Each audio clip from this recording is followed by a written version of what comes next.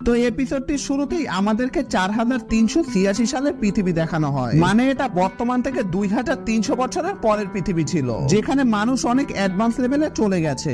মানুষের কাছে এখন সুপার ন্যাচারাল শক্তি পর্যন্ত রয়েছে।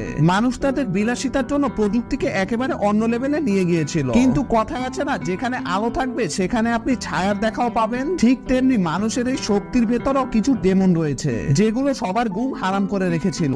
তখনই সেই রূপে লিং এর এন্ট্রি হয়। আর লিংকে দেখেই কেন জানি টুনসন অনেক ভয় পেতে থাকে। তখনই আমাদেরকে সেদিনের দৃশ্য দেখানো হয়, যেদিন জুহো টুনসনকে মারতে যায়। তবে এখানে জুহো টুনসনকে নয়, বরং টুনসনই জুহোকে বাজেভাবে মারে এবং সে জুহোকে মেরেই ফেলছিল।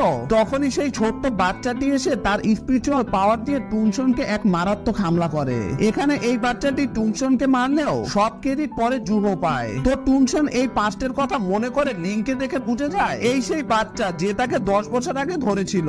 লিং ভাবছিল আমাকে ওকে মারার নাটক করতে হবে, যাতে কেউ আমার আসল শক্তি ধরতে না পারে। আর লিং এর অল্প পাওয়ারে সেখানে এমন শক্তি উৎপন্ন হয় যেটাতে টিভি ডিসপ্লে চলে যায়। আর কিছুক্ষণ পর যখন ডিসপ্লে আসে তখন দেখা যায় টুনসন উল্টো হয়ে পড়ে রয়েছে। আর স্ক্রিনের উপর লিং এর স্পিরিচুয়াল পাওয়ার এত বেশি দেখায় যে কেউ সেটা কাউন্টই করতে পারছিল না। লিং ভাবছিল আমি আমার শক্তি দেখাতে চাই না, তারপরও বারবার কেন এমনটা হয়ে যায়। জুকাং নিচে ছুটে এসে দেখে টুনসন মারা গিয়েছিল।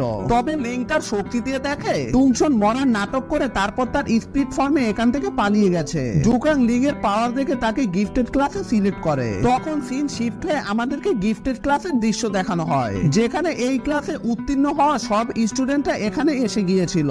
তখন তাদের ম্যাম সবাইকে বলে আমি তোমাদেরকে এই সর্বপ্রথম ক্লাসে কিভাবে সুমনিং করতে হয় সেটা শিখাবো। তোমাদেরকে সর্বপ্রথম একটি সিল বানাতে হবে, তারপর সেটির ভিতর তোমাকে স্পিরিচুয়াল ফোর্স দেওয়ার সাথে সাথে সেখান থেকে তোমার সুমনিং হওয়া বস্তু বের হয়ে আসবে এবং এই সুমনিং বস্তু বা প্রাণীর পাওয়ার তোমাদের স্পিরিচুয়াল পাওয়ার সমান হবে। তোমার স্পিরিচুয়াল পাওয়ার যদি কম থাকে তাহলে এখান থেকে একটি জড় বস্তু বের হবে, আর তোমার স্পিরিচুয়াল পাওয়ার যদি বেশি থাকে তাহলে এখান থেকে একটি জীবন্ত বস্তু বের হবে। ম্যাম তাদের সবাইকে সিল কিভাবে করতে হয় এটা শিখিয়ে দিয়ে তাদের সবাইকে এই সুমনিং করতে বলে, যেখানে তাদের সবার সুমনিং থেকে বিভিন্ন ধরনের বস্তু বের হয়। তবে সান একটি কুকুরের মতো কিছু একটা সুমন করে, কিন্তু তার প্রাণীটা পুরোপুরি ভাবে আকৃতি পায়নি। এ থেকে বোঝা যাচ্ছিল তাদের সবার ভেতরে যে স্পিরিচুয়াল পাওয়ার রয়েছে সেটা একটি সম্পূর্ণ প্রাণী সুমনিং করার জন্য যথেষ্ট নয়। এর মানে তাদেরকে আরো অনেক ট্রেনিং করতে হবে। কিন্তু এখানে থাকা সবাই কিছু না কিছু সুমন করলেও লিং একদম চুপচাপ বসেছিল, যেটা দেখে ম্যাম তাকে বলে তুমি কি আমার লেকচার বুঝতে পারোনি? আমি কি তোমাকে আবারও সব বুঝাবো? এটা শুনে লিং ভাবে আমাকে সুমনিং করার নাটক করতে হবে, যাতে সবাই বুঝে যায় যে আমি চেষ্টা করছি কিন্তু আমাকে দিয়ে হচ্ছে না। তবে সে এখানে নাটক